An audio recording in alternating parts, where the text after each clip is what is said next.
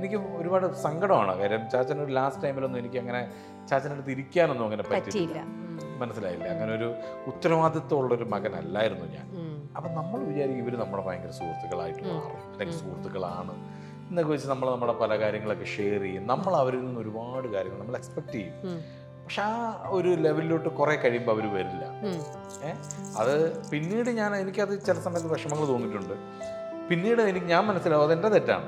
പണം കൊണ്ട് അളക്കുന്ന സൗഹൃദങ്ങൾ ചിലർ നമുക്കറിയാം, നമ്മൾ പൊസിഷൻസ് മാറുന്നതനുസരിച്ച് അവർ സംസാരങ്ങളും വിളികളും കൂട്ടും തന്നെ നമുക്കറിയാം. അതാണ് അവർക്ക് ആവശ്യം. അത് നമുക്കതില്ലെങ്കിൽ അവരുണ്ടാവില്ല എന്നറിയാം. നമുക്ക് കിട്ടേണ്ടതാണോ അത് വന്നിരിക്കും, കിട്ടും. വേണ്ടാത്തതാണോ നമ്മൾ എത്ര ഭയന്നിട്ടോ ടെൻഷൻ അടിച്ചിട്ടോ അതിൽ വിശ്വസിക്കുന്ന ഒരാളാണ്. നിങ്ങളുടെ വീട്ടിലെ ആ ഒരു അറ്റ്മോസ്ഫിയർ എങ്ങനെയാ? വീട്ടില് ഫുൾ ടൈം ഹ്യൂമറാണ്, തമാശയാണ് മിക്കപ്പോഴും. മക്കളും കൗണ്ടറിന്റെ ആൾക്കാരാണോ? മോൾ അങ്ങനെ പറയാറില്ല, മോള് വല്ലപ്പോഴും അവള് പറയാറുള്ളൂ. പക്ഷെ പറയുന്ന നല്ല തമാശയാണ്. മോനാണ് കൂടുതലും കൗണ്ടറിന്റെ ആള്. സ്ട്രിക്റ്റ് ആയിട്ടുള്ള ഒരു അച്ഛനെ അവര് കണ്ടിട്ടില്ല, ഒരിക്കലും ഇല്ല. ഇടയ്ക്കൊക്കെ ദേഷ്യപ്പെടുന്ന സമയത്ത് ദേഷ്യപ്പെടാറുണ്ട്. പക്ഷെ അത് അവർക്കും അറിയാം എന്തിനായിരിക്കും ദേഷ്യപ്പെടുന്നത്. അത് കഴിയുമ്പോൾ കുറച്ച് മാക്സിമം ഒരു അരമണിക്കൂറിനുള്ളിൽ അത് തീരും. ഞാൻ വൈഫായിട്ടുള്ള കാര്യങ്ങളാണല്ലോ, അങ്ങനെയൊക്കെ തന്നെ 10 മിനിറ്റിനുള്ളിൽ എന്നുള്ളത് അത് ഞാൻ തന്നെ അങ്ങോട്ട് ഇരുന്ന തമാശ എന്തെങ്കിലുമൊക്കെ പറഞ്ഞു അത് അവൾക്കും അറിയാം. അപ്പം മണിച്ചേട്ടൻ വന്നു കഴിയുമ്പോൾ എല്ലാ മിമിക്രിക്കാർക്കും ഒരു ആഗ്രഹം, ഇത് വരൂല, നാളെ നമുക്കൊരു സാധ്യതയുണ്ട് സിനിമയിൽ. അങ്ങനെ നമുക്ക് നാളെ സിനിമയിൽ എന്തൊരു അവസരം കിട്ടും കേട്ടോ, സിനിമയിൽ അവസരം കിട്ടും കേട്ടോ.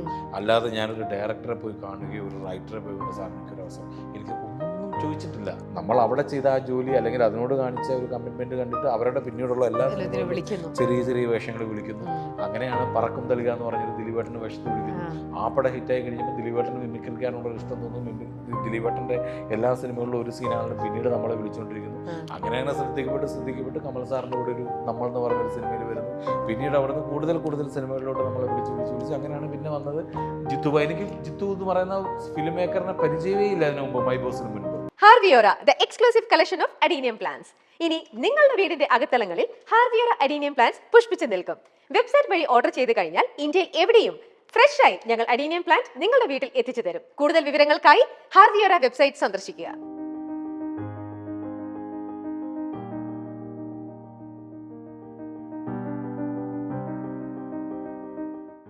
ഇനി ഞാൻ വേറൊരു സെഗ്മെന്റിലേക്ക് പോവാണ്. മനസ്സ് പറയുന്ന കാര്യങ്ങൾ.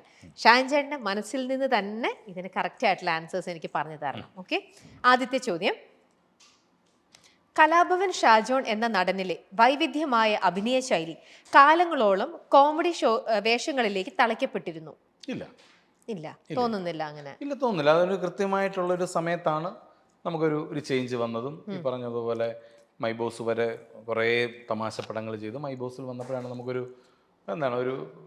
വേറൊരു നമുക്കൊരു ചേഞ്ച്, നമുക്കൊരു ഒരു ആക്ടേഴ്സിനൊക്കെ ഒരു ബ്രേക്ക് എന്ന് പറയുമല്ലോ, നമുക്കൊരു വേറെ നെക്സ്റ്റ് ലെവലാണത്. അപ്പോൾ അത് വന്നത് മൈ ബോസ് എന്ന് പറഞ്ഞൊരു സിനിമ. അതിന് മുൻപ് ഞാൻ മമ്മൂക്കയോടൊപ്പം ത്രൂ ഔട്ടായിട്ട് ഈ പറഞ്ഞതുപോലെ തപ്പാന എന്ന് പറഞ്ഞൊരു പടത്തിൽ ചെയ്തിട്ടുണ്ട്. ലാലേട്ടൻ്റെ ഒപ്പം ലേഡീസ് ആൻഡ് ജെന്റിൽമെൻ എന്ന് പറഞ്ഞൊരു പടത്തിൽ ചെയ്തിട്ടുണ്ട്. ജയറാമേട്ടൻ്റെ ഒപ്പം കുറേ സിനിമകൾ ചെയ്തിട്ടുണ്ട്. ദിലീപേട്ടൻ്റെ ഒപ്പവും ചെയ്തിട്ടുണ്ട്. പക്ഷേ മൈ ബോസ് ആണ് നമുക്കൊരു ബ്രേക്ക്. നെക്സ്റ്റ് ഇയർ ആണ് നമുക്ക് ദൃശ്യം എന്ന് പറയുന്നൊരു സിനിമ ആണ്. 12-ലായിരുന്നു മൈ ബോസ്, 13-ലായിരുന്നു ദൃശ്യം. പിന്നെ ദൃശ്യം മുതൽ നമുക്ക് അത് ഹ്യൂമറും അതിനുശേഷമായിരുന്നു റിംഗ് മാസ്റ്റർ പോലുള്ള ദിലീപേട്ടൻ്റെ ഒപ്പം ഉള്ള സിനിമകൾ വന്നു, രാമലീല വന്നതും ഒക്കെ അതിനുശേഷമാണ്. അതോടൊപ്പം തന്നെ സീരിയസ് വേഷങ്ങളും ഒക്കെ വന്നിട്ടുണ്ട്. അപ്പോൾ തീർച്ചയായിട്ടും അങ്ങനെ ഒരുപാട് നാൾ അങ്ങനെ തളയ്ക്കപ്പെട്ടു പോയെന്നൊന്നും എനിക്ക് ഇതുവരെ തോന്നിയിട്ടില്ല. കൃത്യസമയത്ത് തന്നെയായിരുന്നു. ഒരു പക്ഷേ അതിനുശേഷം ആ ദൃശ്യവും കാര്യങ്ങളും വന്നില്ലായിരുന്നുണ്ടെന്നുണ്ടെങ്കിൽ നമ്മളൊരു പക്ഷേ ആ ഒരു ഇതിൽ തന്നെ പോയേനെ. ഓക്കെ, പക്ഷെ ഇപ്പം എന്താ ഷാൻചേട്ടൻ്റെ മനസ്സുകൊണ്ട് ഒരു കൂടുതലൊരു തൃപ്തി കിട്ടുന്നത് ഈ ഒരു ഹ്യൂമർ ടൈപ്പ് ക്യാരക്ടർ ചെയ്യുമ്പോഴാണോ, അതോ വേറെ ഇതേപോലെ ഒരു നെഗറ്റീവ് ഷെയ്ഡോ അങ്ങനത്തെ എന്തെങ്കിലും ചെയ്യുമ്പോഴാണോ അങ്ങനെ ഒരു കൂടുതലൊരു മനസ്സിനൊരു അഭിനയം ചെയ്യുമ്പോൾ ഒരു അങ്ങനെ വ്യത്യാസങ്ങളൊന്നും ഇല്ലല്ലോ? നമ്മൾ ഈ പറഞ്ഞ പോലെ നമുക്ക് ഡിഫറെൻ്റ് ആയിട്ട് തോന്നുന്നത് ക്യാരക്ടേഴ്സ് ചെയ്യുമ്പം അത് 2 സീൻ ചെയ്താലും നമുക്ക് ഭയങ്കര ഹാപ്പി ആയിരിക്കും. ചില സിനിമയിലൊക്കെ 1-2 സീനിലൊക്കെ വിളിക്കും. ഞാൻ ഈ പറയുന്ന പോലെ ജോ എന്ന് പറഞ്ഞൊരു സിനിമ, ലാസ്റ്റ് ഒറ്റ സീനിലേ ഞാനുള്ളൂ. ജോണിച്ചേട്ടൻ നമ്മുടെ മാത്യൂസൊക്കെ അഭിനയിച്ചൊരു പടമാണ്. ഒറ്റ സീനിലേ ഞാനുള്ളൂ. പക്ഷെ അവർ ഫുൾ ആ സിനിമ പറഞ്ഞു കഴിഞ്ഞിട്ട് ചേട്ടൻ ഒരു ഒറ്റ സീനിലുള്ളൂ, പക്ഷേ ആ സീനിൽ ചേട്ടൻ വന്നു കഴിഞ്ഞാൽ ആ സമയത്തൊരു നമുക്കൊരു സിനിമയ്ക്ക് അതൊരു ഗുണം ചെയ്യും എന്ന് പറഞ്ഞ് ഞാൻ പോയി ചെയ്തതാണ്. അത് ചില സിനിമകൾ നമുക്ക് നല്ലതെന്ന് നമുക്ക് തോന്നുമല്ലോ, ഇതൊരു നല്ല പ്രോജക്റ്റ് ആയിരിക്കും ഇത് എന്ന് തോന്നുമ്പോൾ നമ്മൾ അതിനകത്ത് ഒരു സീനോ 2 സീനോ ഒന്നുമില്ല, അതിനകത്ത് ആ പൈസയുടെ പ്രശ്നങ്ങളോ ഒന്നും ഞാൻ നോക്കാറില്ല.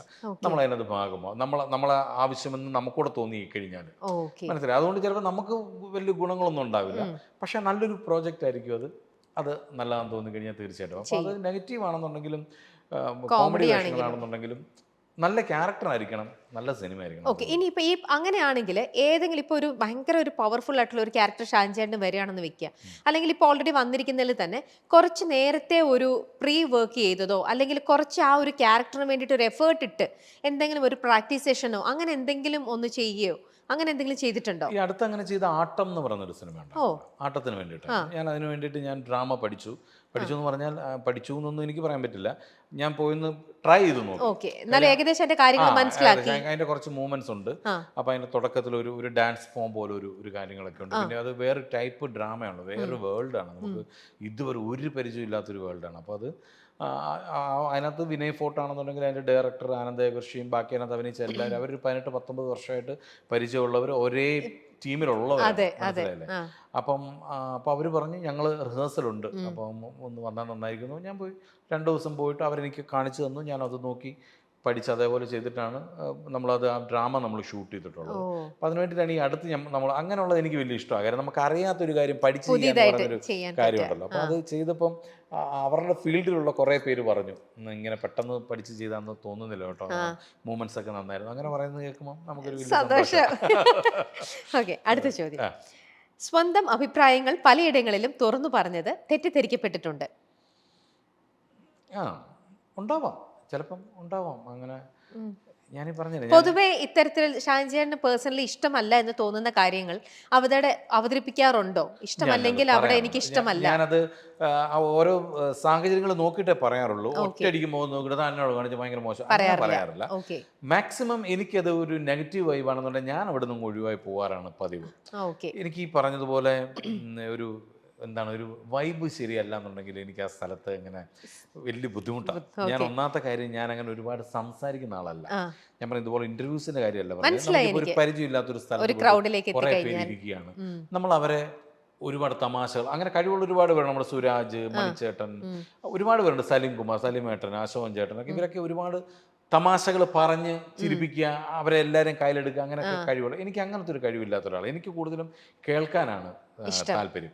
അതല്ലെന്നുണ്ടെങ്കിൽ നമ്മൾ ഈ പറഞ്ഞാൽ നമുക്ക് നല്ല വൈബുള്ള കുറച്ച് പേരായിരിക്കണം, അപ്പം നമുക്ക് തമാശകളൊക്കെ പറയാനും ഒക്കെ നമുക്കൊരു ഇഷ്ടമാണ്. അപ്പം അതുകൊണ്ട് തന്നെ ഞാൻ ഈ പറഞ്ഞതുപോലെ രമ്യ ചോദിച്ചതിൻ്റെ ആൻസർ എന്ന് പറഞ്ഞാൽ ഞാൻ ഉള്ള കാര്യം അങ്ങനെ മുഖത്തടിച്ച പോലെ പറഞ്ഞിട്ടങ്ങ് പോവാറില്ല, അങ്ങനല്ല.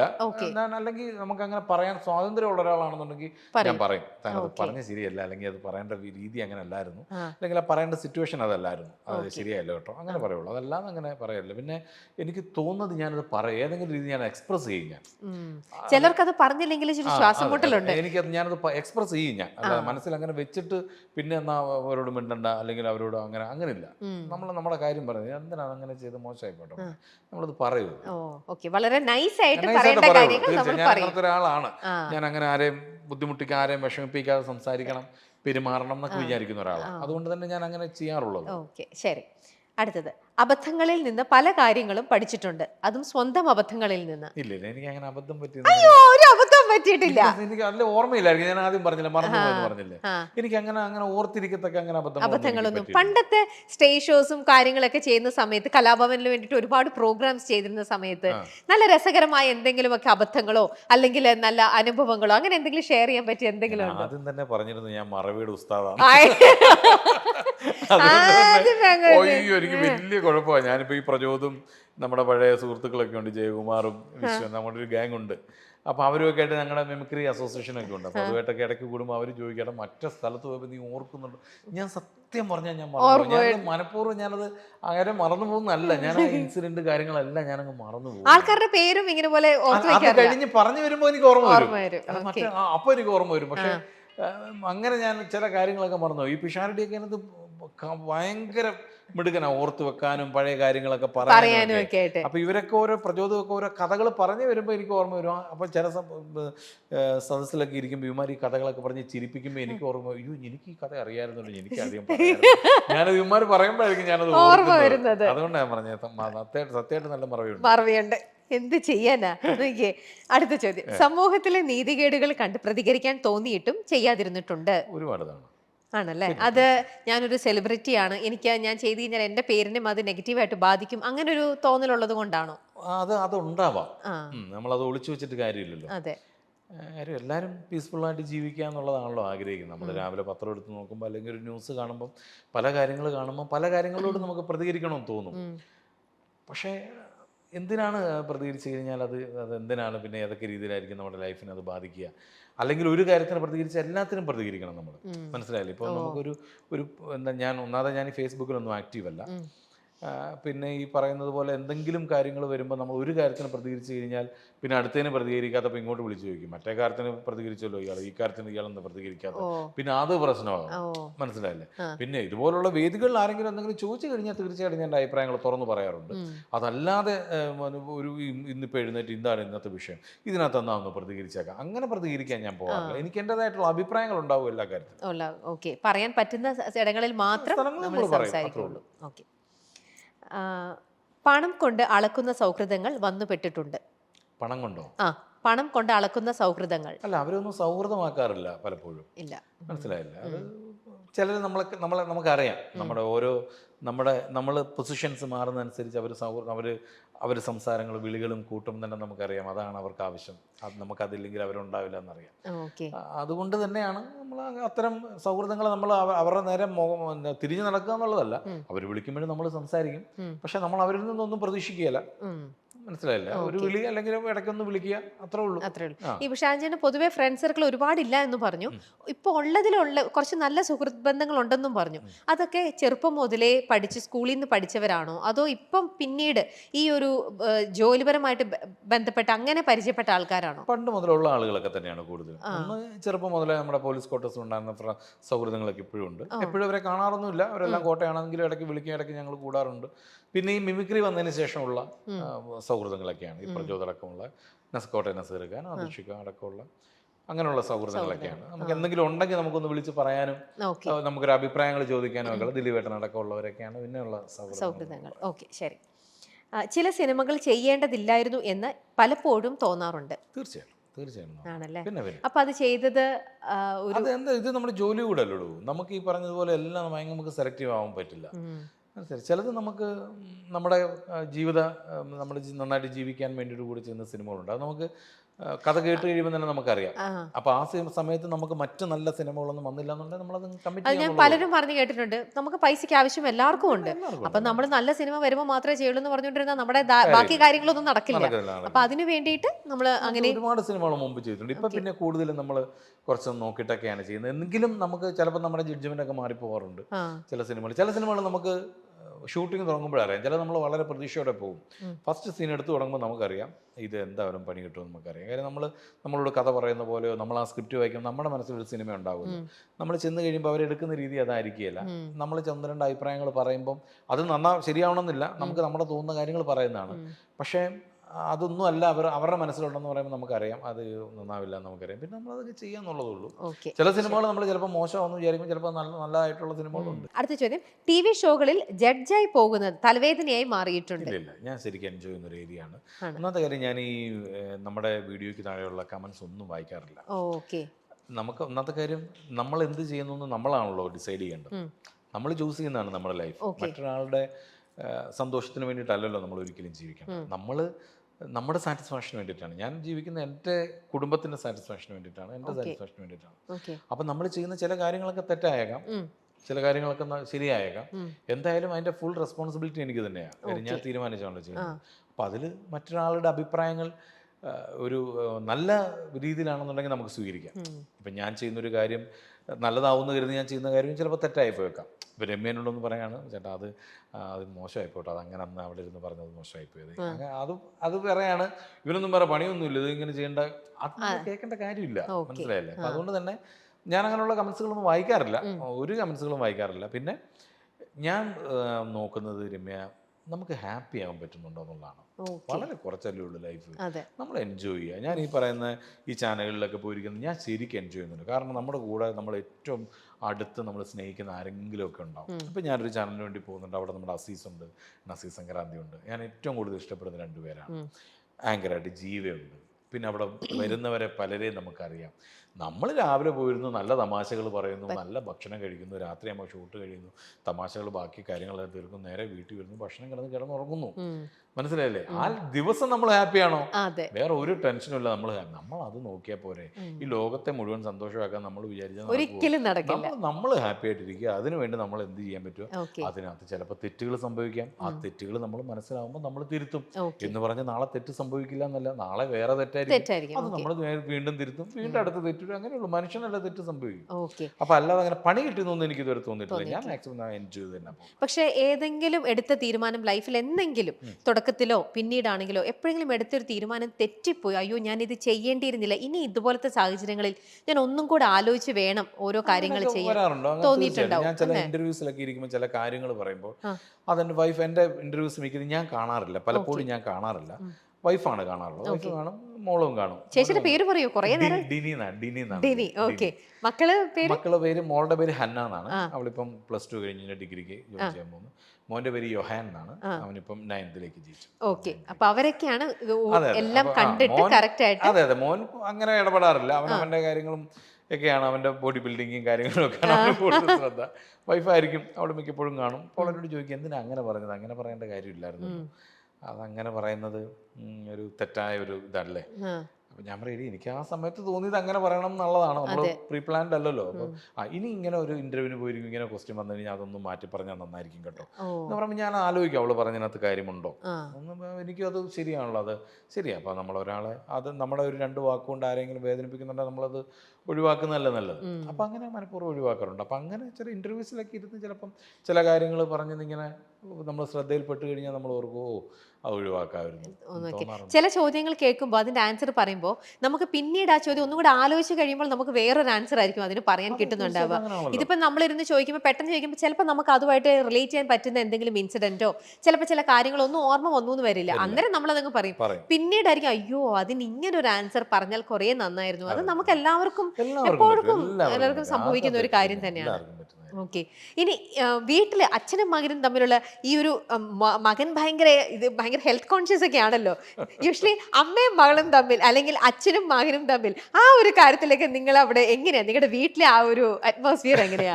വീട്ടില് ഫുൾ ടൈം ഹ്യൂമറാണ്, തമാശയാണ് മിക്കപ്പോഴും. മക്കളും കൗണ്ടറിന്റെ ആൾക്കാരാണോ? മോൾ അങ്ങനെ പറയാറില്ല, മോള് വല്ലപ്പോഴും അവള് പറയാറുള്ളൂ, പക്ഷെ പറയുന്നത് നല്ല തമാശയായിരിക്കും. മോനാണ് കൂടുതലും കൗണ്ടറിന്റെ ആള്. അവന് ഇളയതും കൂടെ ആയതുകൊണ്ട് അവന് കുറച്ച് ലൈസൻസ് കൂടുതലാണല്ലോ. മോള് മൂത്തതാണ്, അപ്പൊ അതിൻ്റെതായ കുറച്ച് മെച്യൂരിറ്റി വേണം എന്നൊക്കെ പറഞ്ഞിരിക്കുന്ന ഒരാളാണ് അവൾ. എന്തെങ്കിലും തമാശ പറയും. ഞാനാണെങ്കിൽ വീട്ടില് വളരെ ഹ്യൂമർ, എന്ത് പറഞ്ഞാലും തമാശയിലൂടെ പോകുന്ന ഒരാളാണ്. സ്ട്രിക്റ്റ് ആയിട്ടുള്ള ഒരു അച്ഛനെ അവർ കണ്ടിട്ടില്ല, ഒരിക്കലും ഇല്ല. ഇടയ്ക്കൊക്കെ ദേഷ്യപ്പെടുന്ന സമയത്ത് ദേഷ്യപ്പെടാറുണ്ട്, പക്ഷെ അത് അവർക്കും അറിയാം എന്തിനായിരിക്കും ദേഷ്യപ്പെടുന്നത്. അത് കഴിയുമ്പോൾ കുറച്ച് ഒരു മാക്സിമം ഒരു അരമണിക്കൂറിനുള്ളിൽ അത് തീരും. ഞാൻ വൈഫായിട്ടുള്ള കാര്യങ്ങളാണല്ലോ, അങ്ങനെയൊക്കെ തന്നെ ഒരു 10 മിനിറ്റിനുള്ളിൽ പരിപാടി എന്നുള്ളത്. അത് ഞാൻ തന്നെ അങ്ങോട്ട് ഇരുന്ന തമാശ എന്തെങ്കിലുമൊക്കെ പറഞ്ഞു അത് അവൾക്കും അറിയാം. അതുകൊണ്ട് അവള് അങ്ങനെ ഇരിക്കുകയും ചെയ്യും. ഞാൻ ചെന്ന് തന്നെ തീർക്കുമെന്നും അറിയാം. മിക്കപ്പോഴും നമ്മളെ ഭർത്താക്കന്മാരായിരിക്കുമല്ലോ എന്തെങ്കിലും വഴക്കുണ്ടാകുന്നതിന് പിന്നെ തീർച്ചയായിട്ടും. അപ്പൊ അതുകൊണ്ട് നമ്മൾ തന്നെ അങ്ങ് വീണ് നമ്മള് തമാശ അവസാനിപ്പിക്കും. അല്ല, എന്നാലും മകനുമായിട്ടുള്ള കാര്യത്തിൽ ഇപ്പൊ ഷാൻ ചേട്ടൻ നന്നായി മെലിഞ്ഞിട്ടുണ്ട്. ഇതിപ്പോ ഏതെങ്കിലും ഒരു ക്യാരക്ടറിന് വേണ്ടിയിട്ടാണോ അതോ മകന്റെ അച്ഛ തടി കൂടുന്നുണ്ട്? കുറച്ച് നാളായിട്ട് കുറച്ച് ജിം വർക്കൗട്ടും കാര്യങ്ങളും കുറച്ച് ഫുഡൊക്കെ കൺട്രോൾ ചെയ്ത് അപ്പൊ കുറച്ച് നാളായി. അപ്പം മോനും ഇപ്പം കൂടെ ചേർന്നിട്ടുണ്ട്. അപ്പൊ അവനിപ്പോ ഒരു സിനിമയിൽ അഭിനയിച്ചിട്ടുണ്ട് കേട്ടോ. അപ്പൊ അവനിപ്പോ അത് നമ്മുടെ ജോൻജോ ടീമിന്റെ മൂവിയാണ്.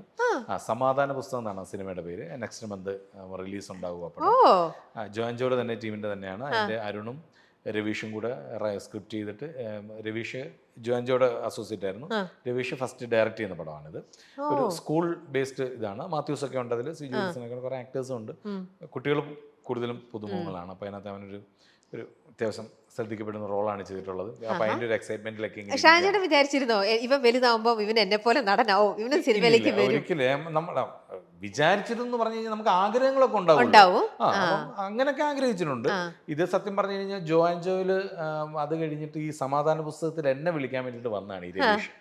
മനസ്സിലായി, രവീഷ് എന്നോട് കഥ പറയാൻ വേണ്ടി വന്നതാണ്. കഥ പറഞ്ഞിട്ട് ഞാനത് ഓക്കെ പറഞ്ഞു. പക്ഷെ എനിക്ക് അതിനകത്ത് അഭിനയിക്കാൻ പറ്റിയില്ല, വേറൊരു സിനിമയുടെ തിരക്ക് വന്നുകൊണ്ട് മൊത്തം ആ സിനിമയുടെ ഡേറ്റ് കംപ്ലീറ്റ് മാറി. അതുകൊണ്ട് അഭിനയിക്കാൻ പറ്റില്ല. അപ്പോൾ എന്നോട് ഇങ്ങനെ വന്ന് അഭിനയിച്ച് എന്നോട് വന്ന് കഥ പറഞ്ഞ് പോയി കഴിഞ്ഞപ്പോൾ ഞാൻ രവീഷിനോട് ഇങ്ങനെ പറഞ്ഞു, സ്കൂളിൻ്റെ ഇതാണെന്നൊക്കെ പറഞ്ഞു കഴിഞ്ഞപ്പം ഇവന് ഈ പറഞ്ഞ പോലെ ആക്ടിങ് ഒക്കെ കുറച്ച് ഇഷ്ടമാണ്, സ്കൂളിൽ കുറച്ച് ആക്ടിവിറ്റീസ് ഒക്കെ. അപ്പോൾ ഞാൻ രവീഷ് ഒരു കാര്യം ചെയ്യും, എന്തെങ്കിലും ഒരു ചെറിയ അവനെ കൊണ്ട് ചെയ്യിപ്പിച്ച് നോക്ക്, അത് ഞാൻ പറഞ്ഞിട്ട് ഒരിക്കലും ചെയ്യിപ്പിക്കരുത്, രവീഷ് അവരെ വിളിച്ച് നോക്കിയിട്ട് അതിൻ്റെ ഓക്കെ ആണെങ്കിൽ മാത്രം മതി എന്ന് പറഞ്ഞതിന് ശേഷം ഈ പറഞ്ഞതുപോലെ ഒരു ദിവസം രവീഷിനെ വിളിച്ചിട്ട് അവൻ്റെ ഫോട്ടോ അയച്ചു തരാൻ, ഞാൻ 1-2 ഫോട്ടോ അയച്ചു കൊടുത്തു.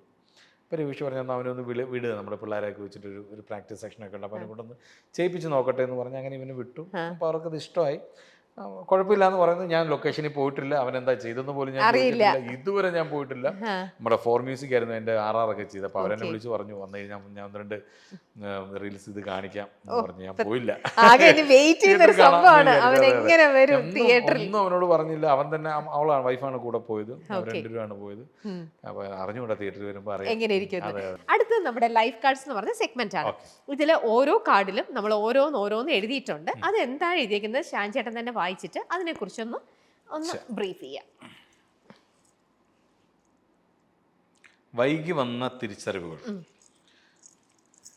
വൈകി വന്ന തിരിച്ചറിവുകൾ അങ്ങനെ ഉണ്ടാവില്ലേ? പിന്നെ തീർച്ചയായിട്ടും ഉണ്ടായിട്ടുണ്ട്. അപ്പം അതെന്തൊക്കെയാണ് പറയേണ്ടതെന്ന് എനിക്ക് അറിഞ്ഞുകൂടാ.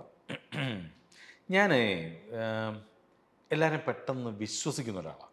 ഓക്കെ. അപ്പം അങ്ങനെ ഒരുപാട് അനുഭവങ്ങളും മോശം അനുഭവങ്ങളും ഉണ്ടായിട്ടുണ്ടാവണം. അനുഭവങ്ങൾ ഉണ്ടായിട്ടുണ്ടോ എന്ന് അറിഞ്ഞുകൂടാ. ചിലപ്പോൾ നമ്മൾ വിശ്വസിക്കുക എന്ന് പറഞ്ഞാൽ ഇൻ ദ സെൻസ്, നമ്മളിപ്പോൾ ഒരാൾ നമ്മളോട് വളരെ സൗഹൃദപരമായിട്ട് സംസാരിച്ച, ഇപ്പം ഞാൻ ആദ്യം പറഞ്ഞു ഒരു വൈബിന്റെ കാര്യം പറഞ്ഞു, അത് ചിലരോട് നമുക്ക് ചിലപ്പോൾ ഫീൽ ചെയ്യും. അത് ചിലപ്പോൾ അവരോട് വലിയ ബന്ധമൊന്നും ഉണ്ടാവില്ല, പക്ഷെ അവരെ കണ്ടു കഴിയുമ്പോൾ നമുക്ക് അതിനു മുമ്പ് എവിടെ കണ്ടിട്ടുള്ളത് പോലെയോ നമുക്കറിയാലോ, ഇവർ കൊള്ളാലോ എന്നൊക്കെ പറഞ്ഞ് നമ്മൾ അങ്ങനെ ഇരിക്കുമല്ലോ. അങ്ങനെ ചിലരുണ്ട്.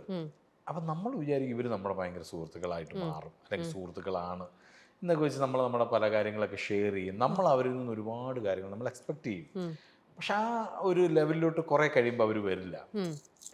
അത് പിന്നീട് എനിക്കത് ചില സമയത്ത് വിഷമങ്ങൾ തോന്നിയിട്ടുണ്ട്. പിന്നീട് ഞാൻ മനസ്സിലാവും അതെൻ്റെ തെറ്റാണ്. അല്ലേ, നമ്മൾ എന്തിനാ എക്സ്പെക്ട് ചെയ്യാൻ പോയത് അവർ ചിലപ്പോൾ അങ്ങനെ ചിന്തിച്ചിട്ടുണ്ടാവില്ല. അവരല്ലെങ്കിൽ നമ്മളെ അവർ അങ്ങനെ ഒരു ഫ്രണ്ടായിട്ട് അവർ കരുതിയിട്ടുണ്ടാവില്ല. അപ്പൊ പിന്നെ നമ്മൾ എക്സ്പെക്ട് ചെയ്തതല്ലേ തെറ്റ്. അപ്പൊ അതുകൊണ്ട് തന്നെ ഞാനിപ്പോൾ അങ്ങനെ പെട്ടെന്ന് അങ്ങനെ എന്താണ് ആരോടും അങ്ങനെ വലിയ പെട്ടെന്ന് സൗഹൃദത്തിലാവാറില്ല. അതാണ് എനിക്ക് ഒരു വൈകി വന്ന തിരിച്ചറിവ് എന്ന് പറയുമ്പോൾ എനിക്ക് അതാണത് എല്ലാവരുടെയും അനുഭവത്തിലുണ്ടാവും എന്തെങ്കിലും ഒരു ഇത് വളരെ നല്ലതാണെന്ന് തോന്നുന്നത്. എല്ലാവരും അങ്ങനെ, പ്രത്യേകിച്ച് ഇപ്പോഴത്തെ ഒരു കാലഘട്ടത്തിൽ നമ്മൾ ആളെ കണ്ട് അറിഞ്ഞ് മനസ്സിലാക്കിയിട്ട് അവരുമായിട്ട് അല്ലേ, പ്രത്യേകിച്ചും ഈ ഇൻഡസ്ട്രിയിലൊക്കെ നിങ്ങൾ നിൽക്കുന്ന ആൾക്കാരും കൂടെ ആകുമ്പോൾ തന്നെ നമ്മൾ എപ്പോഴും ആരാണ്, ഞാൻ എല്ലാ കാര്യങ്ങളും പറയുകയും ചെയ്യുള്ളൂ. അവിടെയാണ് ശ്രദ്ധിക്കേണ്ടത്. ഞാൻ എന്തെന്ന് പറഞ്ഞാൽ എന്തെങ്കിലും കഥകളൊക്കെ പറഞ്ഞു വരുമ്പോൾ ഞാൻ അറിയാതെ ചിലപ്പം അവരോട് പറയേണ്ടാത്തതായിരിക്കാം. ഞാനിപ്പോൾ എൻ്റെ വൈഫ് എന്നോട് ചിലപ്പോൾ പറയും, ഞാൻ ഈ ഫോൺ വിളിക്കുന്നവരോട് പോലും ഞാൻ ചിലപ്പം ആവശ്യമില്ലാത്ത കാര്യമായിരിക്കാം. ഇപ്പം എന്നോട് ഇപ്പം അപ്പൂസ് എന്നോട് വിളിക്കുകയാണ്, ചേട്ടാ പിന്നെ 2:30 എത്തുമല്ലോ അല്ലേ എന്ന് ചോദിച്ചാൽ ഞാൻ എത്തും എന്ന് പറഞ്ഞാൽ, ഞാൻ എക്സാമ്പിൾ പറയാം, ഞാൻ എത്തും എന്ന് പറഞ്ഞാൽ മതി. അല്ലെങ്കിൽ ഞാൻ ഒരു അരമണിക്കൂർ ലേറ്റ് ആവും എന്ന് പറഞ്ഞാൽ മതി. ഞാൻ അരമണിക്കൂർ ലേറ്റ് ആകുന്നുണ്ടെങ്കിൽ ആ അരമണിക്കൂർ ഞാൻ എന്തുകൊണ്ട് ലേറ്റ് ആകുന്നു, ഞാൻ എവിടെ പോകുന്നു, ആരെ കാണുന്നു, എന്തിന് കാണുന്നു, ഇതെല്ലാം ഞാൻ അറിയാതെ പറയും.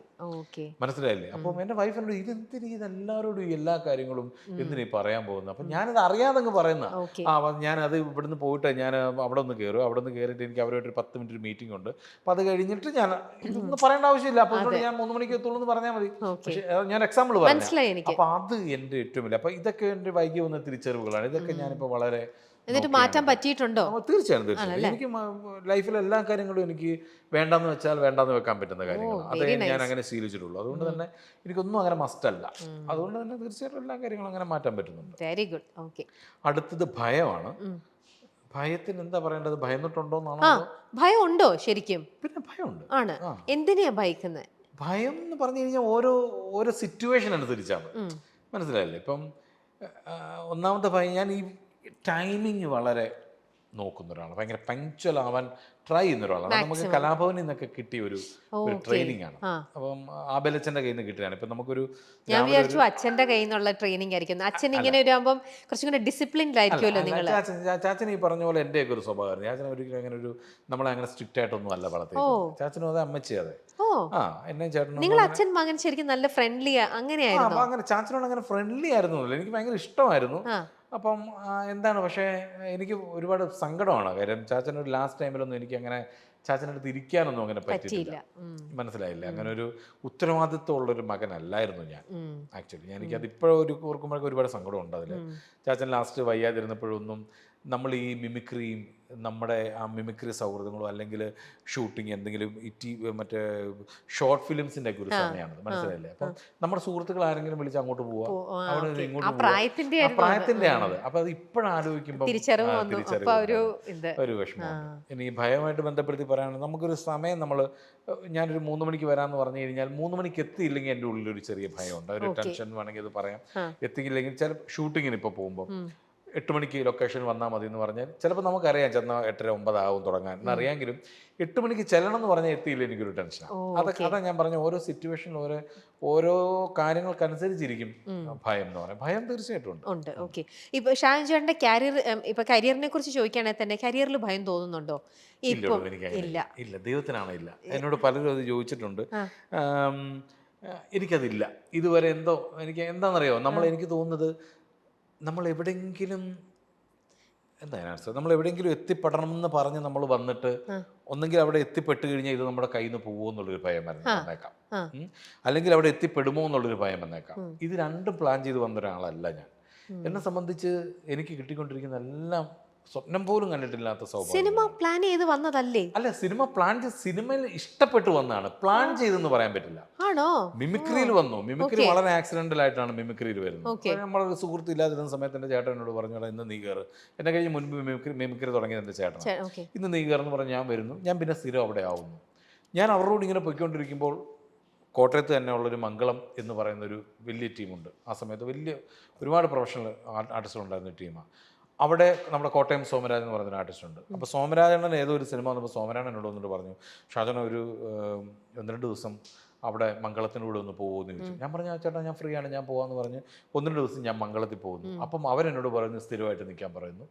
ഞാൻ അവരുടെ കൂടെ പിന്നെ സ്ഥിരമായിട്ടാകുന്നു. അങ്ങനെ മംഗളത്തിലൂടെ പോയിക്കൊണ്ടിരിക്കുമ്പോഴാണ് റഹ്മാനൊക്കെ കൊച്ചിയിലേക്ക് ജോക്സിൻ്റെ എന്ന് പറഞ്ഞ കലാഭവൻ റഹ്മാൻ്റെ ഒരു ടീമിലേക്ക് ജാഫർ റഹ്മാനൊക്കെ ഇവിടെ വന്നിട്ട് നേരെ ജോക്സിനോട് ഞാൻ ഒരു സ്ട്രെയിനിങ് ചെയ്യുന്നില്ല ഇതിനൊന്നും, മനസ്സിലായില്ലേ? അപ്പം നേരെ അവര് വരുന്നു, കാണുന്നു. ഞങ്ങളെ 3 പേരെ, ഞാൻ സോണിച്ചൻ, ഒരു കോട്ടയം ഷാ, ഞങ്ങളെ 3 പേരെ നേരെ ജോക്ക് സെൻ്ററിലേക്ക് വരുന്നു. ജോക്ക് സെൻ്ററിലേക്ക് വന്നു കഴിഞ്ഞപ്പോൾ കലാഭവനിൽ കുറേ വേക്കൻസി ഉണ്ടെന്ന് പറഞ്ഞാൽ എൻ്റെ ചേട്ടനടക്കം ഞങ്ങളുടെ കൂടെ കോട്ടയത്തുണ്ടായിരുന്ന കുറേ പേര് കലാഭവനിലോട്ട് വരുന്നു. കലാഭവനിൽ നവാസ് സിനിമയിൽ തിരക്കാവുന്ന സമയത്ത് നവാസിന് പകരക്കാരനായിട്ട് എന്നോട് ചെല്ലാവുന്ന ചേട്ടനൊക്കെ ചോദിച്ചപ്പോൾ ഞാൻ അവിടെ ചെല്ലുന്നു. അവിടെ ചെന്ന് കഴിഞ്ഞപ്പോൾ അവരെല്ലാവരോടും പറഞ്ഞു, ഷാജോൻ ഇനി ഇവിടെ നിൽക്കുമെന്ന് പറയുന്നു. ഞാൻ അങ്ങനെ കലാഭവനിൽ ചെല്ലുന്നു. അപ്പോൾ ഇതൊന്നും എനിക്കൊരു സ്ട്രെയിൻ എടുക്കേണ്ട വരുമോ, ഞാനായിട്ടും അങ്ങനെ ചെന്ന് ഭയങ്കര ആഗ്രഹിച്ച് ചെന്ന് അങ്ങനെ കിട്ടിയതല്ല. എല്ലാവരും ദൈവാനുഗ്രഹത്തിന് പുറത്ത് സംഭവിച്ചു പോകുന്നതാണ്. അങ്ങനെ കലാഭവനിൽ വന്നു കഴിഞ്ഞപ്പോഴാണ് മണിച്ചേട്ടൻ സിനിമയിൽ ഗംഭീരമായിട്ട് ഭയങ്കര ഒരു കൊടുങ്കാറ്റായിട്ട് നിൽക്കുന്ന സമയത്താണ്. അപ്പം മണിച്ചേട്ടൻ വന്നു കഴിയുമ്പോൾ എല്ലാ മിമിക്രിക്കാർക്കും ഒരു ആഗ്രഹം, ഇത് വരുമല്ലോ, നാളെ നമുക്കൊരു സാധ്യതയുണ്ട് സിനിമയിൽ. അങ്ങനെ നമുക്ക് നാളെ സിനിമയിൽ എന്തൊരു അവസരം കിട്ടും കേട്ടോ, സിനിമയിൽ അവസരം കിട്ടും കേട്ടോ. അല്ലാതെ ഞാനൊരു ഡയറക്ടറെ പോയി കാണുകയോ ഒരു റൈറ്ററെ പോയി കൊണ്ട് സാർ എനിക്കൊരു അവസരം, എനിക്ക് ഒന്നും ചോദിച്ചിട്ടില്ല അന്ന്, മീൻസ് ആ സമയത്ത്. അങ്ങനെ ഇരിക്കുമ്പോഴാണ് കോട്ടയം നസീർ വിളിച്ച് പറഞ്ഞാൽ മൈഡിയർ കരടിയിൽ മണിക്ക് ഡ്യൂപ്പ് ഇടണോടാ, നീ വരാൻ പറ്റുമോ? അപ്പം ഞാനാ നിൻ്റെ പേര് പറഞ്ഞ കാര്യം അതിനുള്ളിൽ മണിച്ചേട്ടനാണെന്ന് അറിഞ്ഞുകൂടാ. ആ ഒരു ബോഡി ലാംഗ്വേജ് ഉള്ള ഒരാൾ മതി. ഞാൻ പറഞ്ഞു വരാക്കാം, ഒരു പ്ലാനിങ്ങും ഇല്ല. ഞാൻ പറഞ്ഞു വരാം. എന്നാൽ പോയി കഴിഞ്ഞാൽ എന്താണ് എൻ്റെ കഷ്ടപ്പാട് ഒന്നും അറിഞ്ഞുകൂടാ നമുക്ക്. നമ്മൾ ഏൽക്കുന്നു, നമ്മൾ നേരെ ചെല്ലുന്നു. അവിടെ വെച്ച് ഉദയകൃഷ്ണ, CBK തോമസ് എന്ന് പറഞ്ഞ റൈറ്റേഴ്സിനെ പരിചയപ്പെടുന്നു. നമ്മൾ അവിടെ ചെയ്ത ആ ജോലി അല്ലെങ്കിൽ അതിനോട് കാണിച്ച ഒരു കമ്മിറ്റ്മെൻറ്റ് കണ്ടിട്ട് അവരുടെ പിന്നീടുള്ള എല്ലാ സിനിമകളും ചെറിയ ചെറിയ വേഷങ്ങൾ വിളിക്കുന്നു. അങ്ങനെയാണ് പറക്കും തളിക എന്ന് പറഞ്ഞൊരു ദിലീപേട്ടൻ്റെ വേഷത്തിൽ വിളിക്കുന്നു. ആ പടം ഹിറ്റായി കഴിഞ്ഞപ്പോൾ ദിലീപേട്ടന് മിമിക്രിക്കാനുള്ള ഇഷ്ടം തോന്നുന്നു. ദിലീപേട്ടൻ്റെ എല്ലാ സിനിമകളിലും ഒരു സീനാണെങ്കിലും പിന്നീട് നമ്മളെ വിളിച്ചുകൊണ്ടിരിക്കുന്നു. അങ്ങനെ ശ്രദ്ധിക്കപ്പെട്ട് കമൽ സാറിൻ്റെ കൂടെ ഒരു നമ്മൾ എന്ന് പറഞ്ഞ ഒരു സിനിമയിൽ വരുന്നു. പിന്നീട് അവിടെ നിന്ന് കൂടുതൽ സിനിമകളിലോട്ട് നമ്മളെ വിളിച്ച് അങ്ങനെയാണ് പിന്നെ വന്നത് ജിത്തു. എനിക്ക് ജിത്തു എന്ന് പറയുന്ന ഫിലിം മേക്കറിനെ പരിചയമേ ഇല്ല അതിനു മുമ്പ്, മൈ ബോസിന് മുൻപ്. അദ്ദേഹം തിളക്കത്തിലുണ്ടായിരുന്നു. പറഞ്ഞ തിളക്കത്തിൽ ഞാനൊരു വേഷം ചെയ്തിട്ടുണ്ട്. പക്ഷെ ഞാൻ അവിടെ വെച്ച് ജിത്തുബായിനെ കണ്ടിട്ടില്ല. അദ്ദേഹം ഞാനോട്ട് ഒരു പരിചയമില്ലാത്ത ജിത്തുഭായ് മൈ ബോസ് എന്ന് പറഞ്ഞൊരു സിനിമയിലേക്ക് എന്നെ വിളിക്കുന്നു. അത് കഴിഞ്ഞൊരു ദൃശ്യം അദ്ദേഹം തന്നെ തരുന്നു. ഇതൊന്നും നമ്മൾ പ്ലാൻ ചെയ്തോ നമ്മൾ വേണ്ടി അതിനുവേണ്ടി. അതുകൊണ്ട് തന്നെ നമ്മൾ എന്തോ ആലോചിച്ച് ഭയപ്പെടാനാണ് രമ്യ, ആലോചിച്ച് ഭയപ്പെടാന്ന് പറഞ്ഞ് ഇതൊന്നും എൻ്റെ കഴിവ് കൊണ്ടല്ലാന്നാണ് ഞാൻ പറയുന്നത്. മനസ്സിലല്ലേ? ഭാഗ്യമാണ്. ഇതെല്ലാം ഭാഗ്യം. മേളിൽ ഇരിക്കുന്ന ഒരാൾ നമ്മളെ ഇങ്ങനെ കൊണ്ടുപോകും. ഒന്നും ആലോചിച്ച് നമ്മൾ ടെൻഷൻ അടിച്ചിട്ട് കാര്യമില്ല. നമ്മൾ എന്തെങ്കിലും ടെൻഷൻ അടിച്ച് ഇതിലൊന്നും നമുക്ക് മാറ്റാനും പറ്റില്ല. നമുക്ക് കിട്ടേണ്ടതാണോ അത് വന്നിരിക്കും, കിട്ടും. വേണ്ടാത്താണോ നമ്മൾ എത്ര ഭയന്നിട്ടോ ടെൻഷൻ അടിച്ചിട്ടോ അതിൽ വിശ്വസിക്കുന്ന ഒരാളാണ്. ദൈവം നമുക്ക് ഓരോന്ന് വെച്ചിട്ടുണ്ട്. പിന്നെ എനിക്ക് വരുന്നൊരു കാര്യം, ഞാനായിട്ട് ഷാജുവിനെ വിളിക്കണ്ടായിരുന്നു കേട്ടോ, ശവം വന്ന് കൊള, ഇങ്ങനെ ഒരാളെ കൊണ്ട് പറയിപ്പിക്കില്ല. ഞാൻ ഒരാൾക്കൊരു ചീത്തപ്പേരുണ്ടാക്കാനോ, ഒരാളുടെ അവസരങ്ങൾ തട്ടിപ്പറിക്കാനോ, ഒരാൾക്കൊരു പാര വെക്കാനോ, ഒരാളെ പറ്റി ഫ്രണ്ട് സർക്കിളൊക്കെ ഇരിക്കുമ്പോൾ തമാശക്ക് നമ്മൾ ചിലപ്പോൾ ഗോസിപ്പുകളൊക്കെ പറയുമ്പോൾ അവനെന്നാ പിന്നെ അവിടെ ഒന്ന് പറഞ്ഞു അതോ അത് കേൾക്കണമെന്നോ അങ്ങനെയൊക്കെ പറയുന്നുള്ളതല്ലാതെ ഒരാൾക്കൊരു നെഗറ്റീവ് സംഭവിക്കണം എന്ന് പറഞ്ഞിട്ട്, അല്ലെങ്കിൽ ഞാൻ ഒരാളെ പറ്റിയിട്ട് രമ്യോട് പറഞ്ഞാൽ അയാൾക്കത് ദോഷമാണെന്ന് ഞാൻ തിരിച്ചറിഞ്ഞിട്ട് പറയുമ്പോഴാണല്ലോ അത് നെഗറ്റീവാണ്. അങ്ങനെ ഞാൻ ഇതുവരെ പറഞ്ഞിട്ടില്ല, ഒരാളെ പറ്റി ചിന്തിച്ചിട്ടില്ല. അതുകൊണ്ട് ദൈവം എൻ്റെ ജീവിതത്തിൽ ഈ നിമിഷം വരെ അതുകൊണ്ടൊരു ഒന്നിനൊരു കുറവ് വരുത്തിയിട്ടില്ല എന്ന് ഞാൻ വിശ്വസിക്കും. അത് നടന്നില്ല, അങ്ങനെ വിഷമിക്കേണ്ടി വന്നിട്ടില്ല. അതുകൊണ്ടായിരിക്കും എനിക്ക് പ്രൊഫഷനെ ഓർത്തിട്ട് എനിക്കങ്ങനെ ദുഃഖമില്ലാത്ത, എനിക്കങ്ങനെ ഒരു സിനിമ ഇല്ലാതിരിക്കേണ്ട, അല്ലെങ്കിൽ ഒരു വരുമാന മാർഗ്ഗം ഇല്ലാതിരിക്കേണ്ട ഒരു അവസ്ഥ വന്നിട്ടില്ല. എന്തെങ്കിലുമൊക്കെ ആയിട്ട് ഉള്ള കാര്യങ്ങളെല്ലാം സ്മൂത്തായിട്ട് നടന്നു പോകുന്നുണ്ട് ലൈഫ് ഇതുവരെ. അതുകൊണ്ട് ഞാൻ ഹാപ്പിയാണ്. അതുകൊണ്ട് തന്നെ ഭയമില്ല. നല്ല കാര്യം, ഭാഗ്യം ചെയ്ത ഭാഗ്യമാണ്. ഇനി പരാജയങ്ങളാണ്. പരാജയങ്ങൾ എന്താണ് ഒരുപാട് ഉണ്ടായിട്ടില്ല, പിന്നെ കുറെ ഉണ്ടായിട്ടില്ല എന്ന് പറഞ്ഞു കഴിഞ്ഞാൽ സിനിമയുമായിട്ട് റിലേറ്റഡ് ആണ്. ഇപ്പൊ നമ്മൾ അഭിനയിക്കുന്ന ഒരു സിനിമ നമ്മൾ വിചാരിക്കാത്ത, ചിലപ്പോൾ നമ്മൾ വിചാരിക്കും ഓ ആ സിനിമ ഗംഭീരമാകുമായിരിക്കും വിചാരിക്കും, ചിലപ്പോൾ അതാവില്ല. മനസ്സിലായില്ലേ? ചിലപ്പോൾ ആ സിനിമ കണ്ടു കഴിയുമ്പോൾ ആൾക്കാർ പറയും ആ ഷാജോന്റെ വേഷം നന്നായിരുന്നു കേട്ടോ. പക്ഷെ നമ്മൾ കൂടുതൽ പ്രതീക്ഷിക്കും ഓ ആ സിനിമ ഒന്ന് ഹിറ്റ് അടിച്ചു കഴിഞ്ഞാൽ നന്നായിരിക്കും, ഇത് ഹിറ്റാവും കേട്ടോ, ഇന്നയാളുടെ സിനിമയല്ല ഇത് ഹിറ്റാവും. അങ്ങനെ വിചാരിക്കുമ്പോൾ ചിലപ്പം അത് പരാജയപ്പെടുമ്പോൾ ഉണ്ടാവും. ദൃശ്യം ചെയ്തപ്പോൾ ഈ ഒരു ലെവല് വിജയം വിചാരിച്ചില്ല. അല്ല, നന്നാവും അറിയായിരുന്നു. കാര്യം സ്ക്രിപ്റ്റ് വായിച്ചു കഴിയുമ്പോൾ അതിന്റെ ഒരു ഡിഫറെന്റ് ആയിട്ട് നമുക്ക് ഫീൽ ചെയ്തു. കാര്യം ഇതുവരെ വരാത്തൊരു ടൈപ്പ് പരിപാടിയാണ്, അത് ഇത് നന്നാവും എന്നറിയാം. പക്ഷെ ഈ ഒരു ലെവലിൽ പോകുന്നു ഇത്ര വർഷങ്ങൾക്ക് ശേഷവും സംസാരിക്കുന്നൊന്നും. ദൃശ്യം എന്ന് പറയുമ്പോൾ അതിനകത്ത് ഷാജി ചേട്ടന്റെ ക്യാരക്ടർ പറയാതെ ആരും പോവില്ല.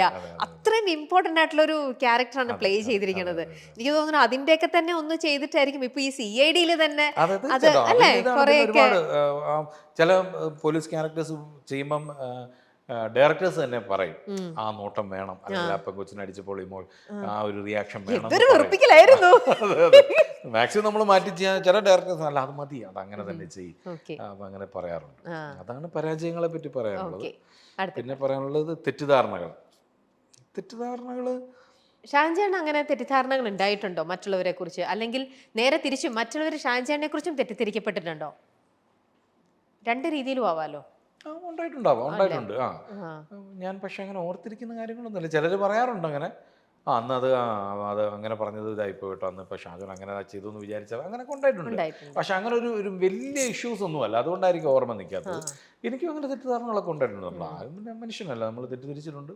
അത് അങ്ങനെ അല്ലായിരുന്നു എന്ന് പറയുമ്പോൾ നമ്മൾ സോറി പറഞ്ഞിട്ടുണ്ട്. പിന്നെ തീർച്ചയായിട്ടും അത്രേ ഉള്ളൂ, വളരെ സിമ്പിൾ കാര്യങ്ങളേ ഉള്ളൂ. അതായത് മറവി ഞാൻ ആദ്യം പറഞ്ഞത് ഒരുപാടുണ്ട്. അത്രേ ഉള്ളൂ. കഴിഞ്ഞു, എല്ലാ കാഴ്ചയും കഴിഞ്ഞു. Okay, thank you. ഇതെന്ന് പറയുന്നത് ഷാൻചേട്ടാ നമ്മുടെ താളിയോലയില് ഇതില് നമ്മുടെ തൊട്ട് മുന്നേ ഇവിടെ വന്ന ഒരു ഗസ്റ്റ് ഇതിലൊരു ചോദ്യം ഷാൻചേട്ടന് വേണ്ടിയിട്ട് എഴുതിയിട്ടുണ്ട്. ആ ചോദ്യം ഇതിൽ ആളുടെ പേരും എഴുതിയിട്ടുണ്ട്. ഷാൻചേട്ടൻ വായിച്ചിട്ട് അവർക്ക് അതിനൊരു മറുപടി കൊടുക്കുക. അതാണ് ചോദ്യം. ഇത് question to Kalabhavan Shajon. What is your scale of happiness? Sreerekha നമ്മുടെ ആക്ട്രസ് ഇപ്പം ബിഗ് ബോസിലൊക്കെ ഉണ്ടല്ലേ? ഓക്കെ, ഹാപ്പിനെസിന്റെ സ്കെയിൽ എന്താണ്? ഹാപ്പിനെസിന്റെ സ്കെയില് നമ്മൾ എന്താണ്, ഒരു സാറ്റിസ്ഫൈഡ് ആവുക എന്നുള്ളതാണെന്ന് എനിക്ക് തോന്നുന്നു ഹാപ്പിനെസ്. എൻ്റെ ഒരു സ്കെയില് നമ്മൾ ഏത് കാര്യത്തിനാണെന്നുണ്ടെങ്കിലും നമ്മൾ പലതിലും പല രീതിയിലാണത്. സിനിമയിലാണെന്നുണ്ടെന്നുണ്ടെങ്കിൽ ഹാപ്പിനെസ് എന്ന് പറഞ്ഞു കഴിഞ്ഞാൽ നമുക്ക് നമ്മളെ സാറ്റിസ്ഫൈ ചെയ്യിക്കുന്ന ക്യാരക്ടേഴ്സ് വരിക എന്നുള്ളതാണ് സിനിമയിലെ ഒരു സ്കെയിൽ എന്ന് പറഞ്ഞാൽ. ലൈഫിലെന്ന് പറഞ്ഞു കഴിഞ്ഞാൽ നമ്മൾ ആ ലൈഫിലെ ഹാപ്പിനെസ് എനിക്ക് പലപ്പോഴും തോന്നിയിട്ടുള്ളത് നമ്മൾ തന്നെ അതിൻ്റെ സ്കെയിൽ നമ്മൾ തന്നെ കണ്ടെത്തുക എന്നുള്ളതാണ്. നമുക്ക് ദുഃഖിക്കാനാണെങ്കിൽ കുറെ കാര്യങ്ങളൊക്കെ ഉണ്ടാവും അല്ലേ, ആലോചിച്ചിരുന്ന് ദുഃഖിച്ചിരിക്കും അല്ലേ, നമ്മളത് അതിലൊന്നും ഒരു കാര്യമില്ല. നമ്മൾ ഇത് മാറും എന്ന് വിചാരിച്ചു കഴിഞ്ഞാൽ കുഴപ്പമില്ല. പിന്നെ നമുക്ക് ചെയ്യാൻ പറ്റുന്ന കാര്യങ്ങൾ എന്തെങ്കിലുമൊക്കെ നമ്മൾ ചെയ്തുകൊണ്ടിരിക്കുക. ഞാൻ അങ്ങനെ ചെയ്യുന്ന ഒരാളാണ്. മടിച്ച് എപ്പോഴെങ്കിലൊക്കെ ഇപ്പൊ ഷൂട്ടില്ലാത്ത സമയത്ത് മടിച്ച് വീട്ടിലിങ്ങനെ വെറുതെ ഇരിക്കാൻ അങ്ങനെ ആഗ്രഹിക്കുന്നുണ്ടോ? അത് എപ്പോഴും ആക്റ്റീവ് ആയിട്ടുള്ള ഒരാളാണ്? അല്ല, ഞാൻ മടിയുടെ ആളാണ്. ആണോ? ഞാൻ നല്ല മടിയുള്ള ഒരാളാണ്. പക്ഷെ ഞാനത് ഇങ്ങനെ എന്തെങ്കിലുമൊക്കെ ചെയ്യാൻ ചെയ്യും. ഇപ്പൊ ഞാൻ വായിക്കണം എന്ന് ആഗ്രഹമായിട്ട് ഒരുപാട് ബുക്സുകൾ മേടിച്ചു വെച്ചിട്ടുള്ള ആളാണ്. പക്ഷെ വായിക്കേയില്ല. കുറേ ബുക്സ് ഉണ്ട് വീട്ടിൽ, പക്ഷെ 1-2 ആണ് ഞാൻ ഇതുവരെ കംപ്ലീറ്റ് ചെയ്തിട്ടുള്ളത്. എങ്കിലും ഞാനൊരു പേജെങ്കിലും വായിച്ച് തീർക്കും ഒരു ദിവസം. മനസ്സിലായില്ലേ? ചുമ്മാ അവിടെ പോയിരുന്നിട്ട്, ഓഫീസിൽ പോയിരുന്നിട്ട് ഞാൻ ഇങ്ങനെ ഒന്ന് വായിക്കും. ഞാൻ ഒരു പേജ് വായിച്ച് തീർക്കുമ്പോൾ ഓക്കെ, ഇനിയിപ്പോൾ നാളെ മതി എന്ന് പറഞ്ഞിട്ട് എഴുതിട്ട് പോകും. എഴുത്താണെന്നുണ്ടെങ്കിലും എന്തെങ്കിലുമൊക്കെ ഞാനൊന്ന് എഴുതും. മനസ്സിലായില്ലേ? അപ്പം ഞാൻ ചെയ്യുന്ന പറഞ്ഞാൽ എനിക്കിപ്പം ഒരു മാസം ഇപ്പം സിനിമയില്ല, 1-2 മാസം സിനിമയില്ലെങ്കിലും ഞാനത് ഓർത്ത് അങ്ങനെ സങ്കടപ്പെട്ടിരിക്കത്തൊന്നുമില്ല. മനസ്സിലായില്ലേ? അപ്പം നമുക്ക് ചെയ്യുന്ന കാര്യങ്ങൾ നമ്മൾ ആരെയും നമുക്ക് പ്രതീക്ഷിച്ചിരിക്കാൻ പറ്റില്ലല്ലോ. ഇന്നൊരാൾ അടുത്ത മാസം എനിക്കൊരു സിനിമ കൊണ്ടിരുന്നുണ്ട് കേട്ടോ എന്ന് പറഞ്ഞ് എനിക്കിരിക്കാൻ പറ്റില്ല. അപ്പം നമുക്ക് ചെയ്യാൻ പറ്റുന്ന രീതിയിൽ നിനക്ക് എഴുതാൻ കഴിവുണ്ടല്ലോ, കുറച്ച് കഴിവുണ്ടല്ലോ നിനക്ക്, എന്തെങ്കിലുമൊക്കെ എഴുത് എന്ന് പറഞ്ഞാൽ ഞാൻ എന്തെങ്കിലുമൊക്കെ എഴുതും. ചിലപ്പോൾ അത് നേരെ വേസ്റ്റ് കളയാനുള്ളതായിരിക്കാം ഒരു മാസം കഴിയുമ്പോൾ. പക്ഷെ എന്തെങ്കിലും ഞാൻ ചെയ്യും നമുക്ക് വേണ്ടിയിട്ട്. അപ്പം നിനക്ക് ജീവിക്കണം എന്നുണ്ടെങ്കിൽ നീ തന്നെ കുറെ കാര്യങ്ങൾ ചെയ്യണം. നമ്മൾ നമ്മളെ തന്നെ പറഞ്ഞ് മനസ്സിലാക്കുന്നു, അങ്ങനെ ചെയ്യുന്നു, അങ്ങനെയുള്ള. അപ്പൊ ഇതൊക്കെയാണ് എന്റെ ഹാപ്പിനെസ് എന്ന് പറയുന്നത്. ഡയറക്ഷന്റെ ദൈവം അനുഗ്രഹിച്ച ഉടനെ ഉണ്ടാവും. നടക്കുന്നുണ്ട്. ഞാനിപ്പം നമ്മുടെ ഒരു ഡിസ്കഷനൊക്കെ ഒരു ഫൈനൽ സ്റ്റേജ് എത്തിക്കൊണ്ടിരിക്കുകയാണ്. മിക്കവാറും ദൈവം അനുഗ്രഹിച്ച ഉടനെ ഉണ്ടാവും വിചാരിക്കുന്നു. ഈ ഇയർ ലാസ്റ്റോ നെക്സ്റ്റ് ഇയറിലോ ആദ്യമൊക്കെയാണെന്നാണ് വിചാരിക്കുന്നത്. അതിൻ്റെ സ്ക്രിപ്റ്റും കാര്യങ്ങളെല്ലാം കഴിഞ്ഞു. പിന്നെ ഞാൻ വേറൊരു ഡയറക്ടറിന് വേണ്ടി ഒരു സ്ക്രിപ്റ്റ് ചെയ്തുകൊണ്ടിരിക്കുന്നു, അതും കഴിഞ്ഞു. അതിൻ്റെ ഒരു ഡിസ്കഷനും കാര്യങ്ങളൊക്കെ നടക്കുന്നുണ്ട്. അപ്പം അങ്ങനെ എല്ലാവരും അഭിനയം മാത്രമല്ല, ആക്ടിങ് മാത്രമല്ല, സിനിമയാണല്ലോ നമ്മുടെ ലൈഫ്. അപ്പം സിനിമയ്ക്ക് വേണ്ടി നമ്മുടെ കഴിവിനനുസരിച്ച് എല്ലാം നമ്മൾ ചെയ്യുക എന്നുള്ളതുള്ളൂ. സക്സസ് അതിൻ്റെ റിസൾട്ട് നമ്മൾ നോക്കുന്നില്ല. നല്ല റിസൾട്ടിന് വേണ്ടിയിട്ട് നമ്മുടെ കഴിവിൻ്റെ 100% നമ്മൾ കൊടുക്കുക എന്നുള്ളതാണ്. അപ്പം അതിനുവേണ്ടി ശ്രമിച്ചുകൊണ്ടിരിക്കുന്നത്. ഓക്കെ. ഇനി ദിലീപേട്ടൻ്റെ കൂടെ ഷാൻ ചേട്ടനെ കാണുമ്പോൾ എപ്പോഴും നമ്മളെ ചിരിപ്പിച്ച് രണ്ടുപേരും കൂടെ വാശിയേറിക്കോ ഒരു ഇതാണ്. നിങ്ങൾ അത്ര രസമായിട്ടാണ് നിങ്ങളുടെ ഓരോ സീക്വൻസും നിങ്ങൾ ചെയ്യണത്. അതേപോലെയാണ് ലാലേട്ടൻ്റെ കൂടെ ഷാൻ ചേട്ടൻ വരുമ്പോൾ ഇതുപോലെ നെഗറ്റീവായിട്ട് നോക്കിയിട്ട് ഇങ്ങനെ ഇതാക്കി. ശരിക്കും ആ ഷാൻ ചേട്ടന് കിട്ടുന്ന ക്യാരക്ടർ, അതിപ്പം ദൃശ്യത്തിലായിക്കോട്ടെ, പിന്നെ ഒന്ന് ലൂസിഫറിലായിക്കോട്ടെ, എല്ലാം എത്ര ഞാൻ നേരത്തെ പറഞ്ഞ പോലെ തന്നെ ഭയങ്കര ഭംഗിയായിട്ട് അത് ചെയ്യുന്നുണ്ട്. ഇപ്പൊ ലൂസിഫറിന്റെ 2ാമത്തേത് വരുന്നുണ്ട്. അതിൽ ഷാൻ ചേട്ടന്റെ വല്ലതും പറയാൻ പറ്റുമോ? ഷാൻ ചേട്ടന്റെ ക്യാരക്ടർ ഉണ്ടോ? ഞാൻ ഉണ്ടായിരുന്നു, പക്ഷേ ലൂസിഫറിൽ എന്നെ കൊന്നല്ലോ, അതുകൊണ്ട് പിന്നെ എമ്പുരാനിൽ പറ്റില്ല എന്ന് പറഞ്ഞു. അല്ല, അതിനകത്ത് ഇങ്ങനെ ഫ്ലാഷ് ബാക്ക് അടിച്ചിട്ട് അങ്ങനത്തെ അങ്ങനെയൊന്നും. ഞാൻ രാജനോട് പറഞ്ഞു ഒരു വാക്ക് പറഞ്ഞിരുന്നെങ്കിൽ ഞാനൊന്ന് ഒഴിഞ്ഞു മാറിയെന്ന് പറഞ്ഞു. ബൈച്ചേട്ടൻ ലാസ്റ്റ് വെടി വെച്ച് കൊല്ലും. അതെ, കൊല്ലുവാണല്ലോ. അല്ല, ഞാൻ വിചാരിക്കുന്നു പണ്ടത്തേതായിട്ട് കണക്ട് ചെയ്തിട്ട് എന്തെങ്കിലുമല്ല വരുന്നതെന്ന് എനിക്കത് അറിഞ്ഞുകൂടാ കൃത്യമായിട്ട്. സത്യം പറഞ്ഞു കഴിഞ്ഞാൽ എമ്പുരാനെ കുറിച്ച് ആർക്കും അറിഞ്ഞുകൂടാ. ബൈച്ചേട്ടനോട് ചോദിച്ചു, ബൈച്ചേട്ടൻ പറഞ്ഞു, എടാ എനിക്കൊന്നും അറിഞ്ഞുകൂടേ, ഡേറ്റ് ഒക്കെ മേടിച്ച് ചോദിച്ചോണ്ട് ഒന്നും അറിഞ്ഞുകൂടാ. ബൈച്ചേട്ടനപ്പം അപ്പൊ പഴയ ഫ്ലാഷ് ബാക്ക് അടിച്ച് കാണിക്കാനായിട്ടുള്ള അങ്ങനത്തെ ഒരു ഏരിയയിലോട്ടാണ് പോകുന്നത്. വലിയ സിനിമയാണ്, നമ്മളെല്ലാം വെയിറ്റിംഗ് ആണ്. ഓക്കെ. ഇനി അടുത്തത് നമ്മുടെ ഇതില് അടുത്ത ഗസ്റ്റിന്റെ പേര് അവിടെ എഴുതിയിട്ടുണ്ട്. ആളുടെ പേര് ഉറക്കെ വായിക്കരുത്, അത് നമ്മുടെ പ്രേക്ഷകർക്കുള്ള ഒരു സർപ്രൈസ് ആണ്. എനിക്ക് നോക്കാവോ? പിന്നെന്താ, നോക്കിയാലല്ലേ ബാക്കി നമുക്ക് അറിയാൻ പറ്റൂ. അതില് ആ വ്യക്തിയോട് ഇതേപോലെ ഷാൻ ചേട്ടൻ എന്തെങ്കിലും ചോദിക്കാനുണ്ടെങ്കിൽ, എന്തെങ്കിലും അവരോട് കൺവേ ചെയ്യാനുണ്ടെങ്കിൽ അത് അവിടെ അവരോടുള്ള ഒരു ചോദ്യം, വിഷാവാം അല്ലെങ്കിൽ എന്തെങ്കിലും ചോദ്യമാവാം. നമ്മുടെ റേഞ്ചിന് പറ്റിയ ഒരാളല്ല, അതുകൊണ്ട് ചോദിക്കുന്നുള്ളതാണ്. ഓക്കെ, ശരി. ഇനി ആ ലെഫ്റ്റ് സൈഡിലത്തെ പേജിലെ നമ്മുടെ ഈ പ്രോഗ്രാമിന് വന്നിട്ട് ഷാജൻ എത്രയോ ഇന്റർവ്യൂസ് അറ്റൻഡ് ചെയ്തിട്ടുണ്ട്, എത്രയോ പേർക്ക് ഇന്റർവ്യൂസ് കൊടുത്തിട്ടുണ്ട്. എന്നാലും നമ്മുടെ ഈ ഒരു ലൈഫ് ഈസ് ബ്യൂട്ടിഫുള്ളി വന്നിട്ട് ഷാൻ ചേട്ടന് തൃപ്തിയായോ, ഇഷ്ടപ്പെട്ടോ, ഇത് അതിനുള്ള ഒരു റേറ്റിംഗ് 1 to 5 അല്ലെങ്കിൽ അതിനപ്പുറം എന്ത് വേണേലും ചെയ്യാം, എന്തായി എന്നൊന്ന് അറിയാനായിട്ട് ഒന്ന് നമ്മുടെ പ്രോഗ്രാമിന് ഒന്ന് റേറ്റ് ചെയ്യാം. എഴുതിയാൽ മതി. 1 സ്റ്റാർ ആണോ, 2 സ്റ്റാർസ് ആണോ, 5 സ്റ്റാർസ് ആണോ, അല്ലെങ്കിൽ ഒരു സ്റ്റാറും തരാതെ ഞാനോണ്ട് ഷാജനെ വിടൂല. എന്നാ കാണിച്ചു കാണണ്ടേ? പേരെഴുതി സൈൻ ചെയ്യണം. പിന്നെ ഷാൻ ചേട്ടൻ തന്നാന്ന് കാണണ്ടേ? ഞങ്ങളുടെ ഗ്രന്ഥമാണത്. നമുക്ക് ലൈബ്രറിയിൽ നമ്മൾ കീപ്പ് ചെയ്യും. ഇത്രയും വലിയ സൈനോ? ഒരാൾക്കും കോപ്പി അടിച്ച് നിൽക്കാൻ പറ്റൂല. എത്ര സ്റ്റാർസാ? 10 സ്റ്റാർസ്. എന്താ ഷാൻചാന്റെ അഭിപ്രായം? ഷാൻചാൻ ഒരുപാട് ഇന്റർവ്യൂവും കാര്യങ്ങളും ഇന്നിപ്പോ ശരിക്കും സത്യം പറഞ്ഞാൽ നമ്മുടെ ഈ ഷോ ഇങ്ങനെ ഒരു രീതിയിലല്ല പോവാറ്. ഞങ്ങളുടെ ഓഡിയോ ആയിട്ട് അശരീരി പോലെ കുറെ സർപ്രൈസ് ഷാൻചാന്റെ ലൈഫിൽ ചേർന്ന് നിൽക്കുന്ന അത് ഇൻഡസ്ട്രി എന്നുള്ളതും അല്ലാത്തതുമായിട്ടുള്ള ആൾക്കാരുടെ കുറെ ചോദ്യങ്ങളും അവർ വീഡിയോ വോളിലൂടെ വരും. നേരിട്ട് കുറെ സർപ്രൈസസ് ഉണ്ടാവും. പക്ഷെ നമുക്കപ്പോൾ അതൊരു കുറച്ച് ലെങ്തി ആയിട്ട് പോകും ഇത്തരം ആൾക്കാരൊക്കെ വരുമ്പോൾ. പക്ഷെ ഇന്നിപ്പോ ഇങ്ങനത്തെ ഒരു ടൈം ലിമിറ്റ് ഉണ്ടെന്ന് പറഞ്ഞത് കൊണ്ടാണ് കുറച്ച്. അപ്പൊ അതുകൊണ്ടാണ് ശരിക്കും ഈ ഒരു പ്രോഗ്രാമിന്റെ സംഭവങ്ങൾ ഫുൾ ഷാൻചാണ്ടിന് ഫീൽ ചെയ്യാൻ പറ്റിയിട്ടില്ല. അതുകൊണ്ട് വീണ്ടും ഇനിയും ലൈഫ് ഈസ് ബ്യൂട്ടിഫുൾ എന്ന് പറഞ്ഞിട്ട് ഞങ്ങൾ ഉടനെ ഒന്ന് കുറച്ച് കഴിയുമ്പോൾ വിളിക്കുമ്പോൾ അന്ന് വന്നില്ലേ ഇനി ഞാൻ വരില്ല മറന്നു പോട്ടെ. മറവിയുണ്ടല്ലോ അതുകൊണ്ട് മറന്നു പോയിക്കോളൂ. അതെ എന്തായാലും ഒരുപാട് സന്തോഷം. ഈ ഒരു CID കേസ് കണ്ടുപിടിക്കുമ്പോൾ ഞങ്ങളും ഒക്കെ അത് തിയേറ്ററിൽ പോയിട്ട് എങ്ങനെ കണ്ടുപിടിക്കുന്നു എന്നൊക്കെ ഞങ്ങൾ ഉടനെ തന്നെ കാണാം. കണ്ടിട്ട് അഭിപ്രായം എന്തായാലും പറയാം. വരാൻ പോകുന്ന ഓരോ ക്യാരക്ടേഴ്സും ഇതേപോലെ നല്ല തന്മയത്വത്തോടു കൂടി നല്ല ഭംഗിയായിട്ട് ചെയ്യാൻ പറ്റട്ടെ എന്ന് ആശംസിക്കുന്നു, പ്രാർത്ഥിക്കുന്നു. ഇത്രയും സമയം ചെലവഴിക്കാൻ പറ്റില്ല. Thank you so much. നമുക്ക് ലൈഫ് ഈസ് ബ്യൂട്ടിഫുൾ ഇന്ന് നമുക്ക് എല്ലാവർക്കും ഇഷ്ടപ്പെട്ട നമ്മുടെ ഷാജൻ ചേട്ടന്റെ വിശേഷങ്ങളാണ് നമ്മൾ അറിഞ്ഞതും കേട്ടതും കണ്ടതും. ഇനി മറ്റൊരു അതിഥിയുമായിട്ട് നമ്മൾ അടുത്ത എപ്പിസോഡിൽ നമുക്ക് വീണ്ടും കാണും. അതുവരേക്കും നമസ്കാരം, ബൈ.